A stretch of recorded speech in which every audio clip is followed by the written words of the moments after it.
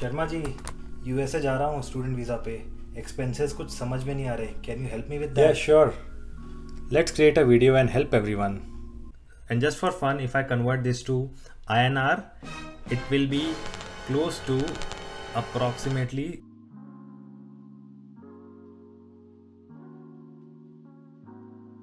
Hello everyone, welcome back to my channel Boliye Sharma ji. And if you're new to this channel, please do hit that subscribe button to stay connected with my journey within United States. So my name is Saurabh and I have been living in United States for the past 5 years. I came in 2016, graduated in 2017 as a master student. So I definitely have some experience around the processes here, the typical things that you need to know as a student. So I am planning to cover that topic in various several videos. So if you have not seen my first video on the F1 visa interview, do check that out. The link is in description below. So what is the topic of today's video? Today's video will be focused on all kinds of expenses that you can incur while you are here as an international student. Now I remember my time when I was here as a student. I used to worry a lot about expenses even before coming here, and once I landed here I got to know about some charges which I was not aware about, and especially the conversion ratio was a huge bummer, and I was like, it's too expensive, man. But anyways, so my intention is to educate you all around different aspects of expenses, be it your one-time charges that you incur once you land in US, or be it the monthly recurring charges which you will be doing once you start living a student life. And also towards the end of the video, a bonus, I'll be covering in detail my actual expenses with the numbers that I did while I was here as a student. So let's begin the video. So first I'll be covering about the monthly recurring charges that you will be doing on an ongoing basis. And under that, number one and the most important one, which is like 50 to 60% of your total budget, is your rent. And rent is something which is not very uniformly distributed across United States. It varies from city to city and where you are located. So to understand better, let's go to the US map, and that can give you a better perspective and idea as to what can you expect in terms of the rent. So right now we are on the map of United States, and typically the cities are spread across the East Coast, West Coast, the central part, the southern part, and towards the upper side. So let's first talk about East Coast, and I'll be covering a couple of cities, not all. The first one is definitely Boston, where the rent typically ranges from $1,500 to $3,000. Atlanta, where I live right now, is typically from $1,200 to $2,200. New York, another big city on the East Coast, it ranges from $1,700 to all the way up to $3,000. Talking about the West Coast, we have San Francisco, where the rents range from typically $2,000 to $4,000. San Diego and San Jose, the rents are typically from $1,500 to all the way up to $3,000. So the West Coast cities are comparatively expensive. The central part, typically, the cities that are spread in the central part, the rent is comparatively less. So it can begin from all the way up to $600 to $1,500. Talking about the North Central, which is around Chicago and Detroit are the major ones. So the rent typically ranges from $1,300 to $2,500. For cities like Dallas and Houston, which are again a major hub for students, the rent typically ranges from $1,000 to $2,000. The rent depend upon the city where you are living. So do ensure that you share the room with roommates to cut down the cost. Now I'll be sharing with you all two websites which I typically refer for checking the apartment rates. So if you know the address of your college and you want to stay close to that, please do use that website and try to see and get a rough idea of to what the rent will be. So let's go and check out the website. So currently we are on Rent Cafe. It's another website which can give you an idea about the apartments and everything. Let's say I want to check for New York or something. Let's say New York or New York City. So I'll go and search for New York and hit search. So what it will do, it will give me a rough estimate of, let's say the Manhattan area. Let's say if I am going to NYU or colleges in New York, I typically want to live somewhere here, which is again very expensive. As you can already see, the rent is starting from $2,800 to $3,900, but these are all like very posh areas. Another good website is Zillow.com, wherein you can try to look for apartments which are located near your locality. So let's check Boston. If I hit Boston, make sure you have for rent. So you will see that Boston area is also divided into several different sub areas, and if you see the apartments all the way, it ranges from $2,600 to $3,000. So you get an idea basically. So please do ensure that you check these two websites to get an accurate idea of to what exactly will be the rent cost here. So the next one is again kind of connected to your rent, and that will include your insurance, the apartment insurance, and it's very mandatory to get an insurance here, and it can range from anywhere from $10 to all the way $25 depending on the locality and city. But please do ensure that you get a good insurance based upon your apartment's requirements and the recommendation. Then there are also trash fees and pest control fees, which typically varies from $10 to $20 as well. Now moving on to the next category, which is your utilities. So when I say utilities in US, it means all the expenses related to, let's say, electricity, your gas expenses, your water and sewer charges are part of the utilities. So typically it ranges, again, varying from your consumption, and from city to city it can vary from all the way up to $100 to, let's say, $300 based upon where you are living. So the next category is your Wi-Fi/internet, and it's kind of the essential thing that you need to survive here in US, be it your entertainment, be it for your college purpose, submitting your assignments, or even getting connected with your family to do a video call or something like that. You need a Wi-Fi. So typically Wi-Fi's price ranges from all the way from $60 to $80 depending again upon your location.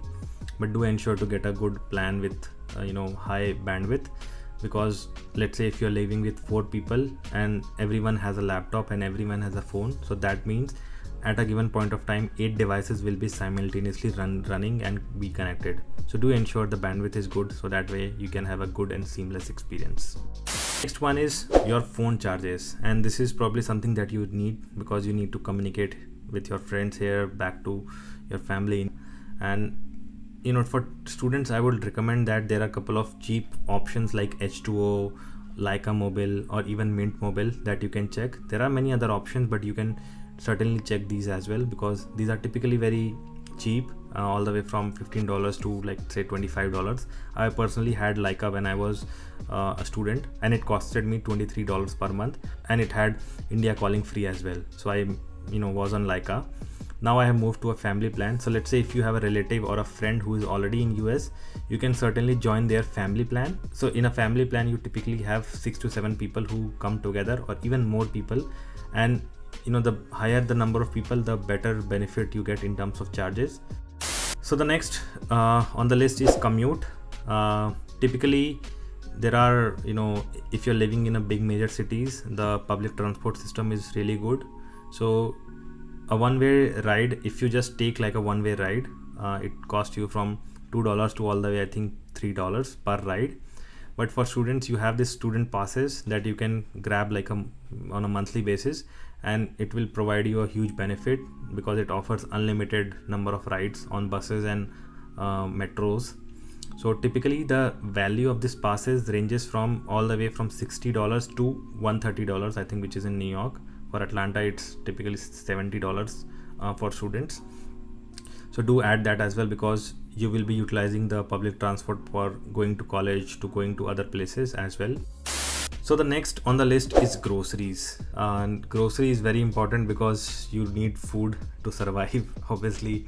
But I would highly recommend that in case if you do not know cooking, please take some time and learn the basic cookings. You do not need to be a fancy chef. Just know the basics and you will be fine.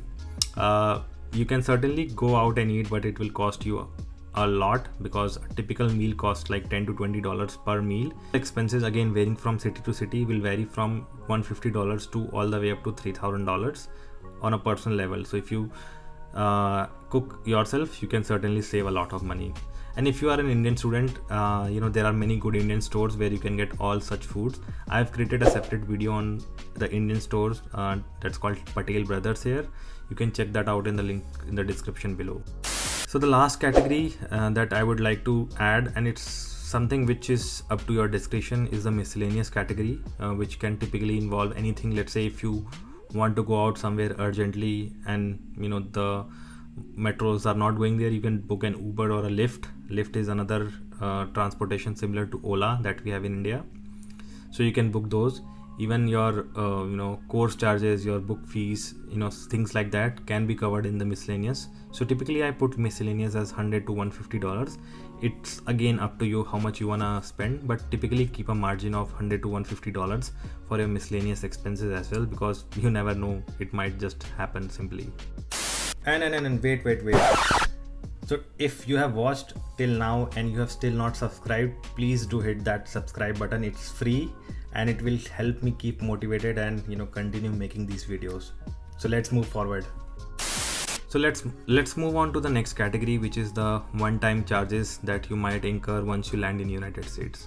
Again, it's all subdivided into several different areas and I'll be covering them one by one. So the first one is your mattress and your bed. So typically people, once they land, they prefer to sleep on the floor, and in here we have like carpets, so it's very easy. You can simply sleep on the floor by just spreading a sheet and you can just lie down. I did that for the first 15 days until I got to know about different mattresses and what works best. So typically the mattress costs from all the way from I think $90 to $150 to $200 as well, depending upon your comfort and level.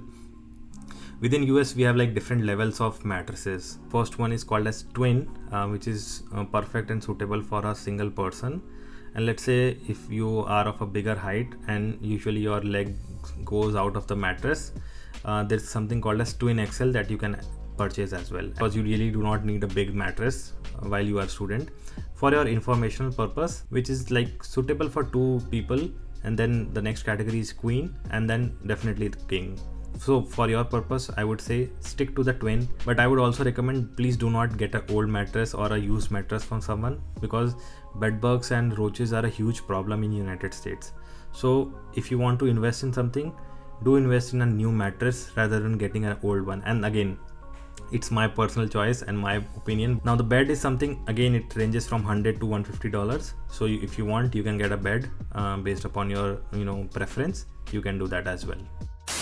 The next is something which again is optional, but I got it because I prefer to sit and kind of read and study. So I got a table and chair, and I would recommend going to IKEA and you can get a good table and chair which is perfect for a student. And typically it ranges from, I think the chair costs some $50 and the table costs some $30 to $35. So do check that out as well. So once you land in US, in order to set up your apartment, there are a couple of things that you need to buy. So I highly recommend going to Walmart and getting all of those items, because Walmart is cheap and it's kind of reliable as well. So even basic things like light bulbs and even the lamps are not given in the apartment. They will have fridge, they will have washing machine and everything, but they don't have lights in all the apartment. The restrooms and the bathrooms here, they typically have like a bathtub in which you have to stand and take shower. So you need a shower curtain, you need a bath mat. You have to typically invest like $50 to $80 in order to ensure everything is working fine.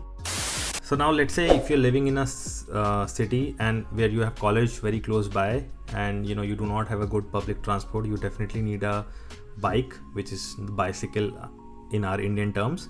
So you need to get a bike so that you can simply drive the bicycle to your college and back to your home. And typically it ranges from like $100 to $150 or even $200 depending on the bike. So you can buy that as well. Then there are a couple of things like buying a toaster, buying a microwave oven, which might not be there in all the houses. Now let's go and check my actual expenses that I incurred as a student, and that will give you an idea of how much I used to spend as a student. So the first expense type was the rent, and I used to share the apartment with 4 people, and the actual rent was $1,620, which was $410 per person. Then the apartment insurance, like I mentioned, it was $12, so it's $3 per person. The trash fee, pest control, I don't remember it correctly, but I think it was $4 or $8, but let's stick to $4. So it was $1 per person. So next is the utilities, and utilities used to cost approximately $240 per month, and it used to vary based upon our consumption. So that's like $80 per person. Internet, for us it was $60 per month for the house. So that means $15 per person. So the next one is phone bill. I personally, like I mentioned, I took Leica Mobile. For me it was $23 per month. MARTA, which is the metro in Atlanta, as part of the student pass, I used to get it for $61. For grocery, I used to go to Indian store for shopping, and there is a local grocery chain called as Kroger and Target. So I used to go there for my day-to-day or weekly groceries. So approximately $200 for that. And for miscellaneous, I put in $150 because that also included going out, with friends, or even going for a movie, cinema hall or something like that. The total comes out to be $943 for my entire living expenses, plus minus 50 or 100. And just for fun, if I convert this to INR, it will be close to approximately 70,000 rupees as a living expense. I'll be honest, India में मेरी इतनी salary भी नहीं थी जब मैंने India छोड़ा था. So this was quite a shock to me. But do not worry about that. It's all going to be fine. These are the all expenses that you need to be aware about, so that way you can plan your budget and finances and everything. So if you like this video, please do hit that like button and do share this video with your friends, families, or anyone who is planning to come to US. For your continuous support, please subscribe, and I'll see you in the next video. Take care. Bye bye.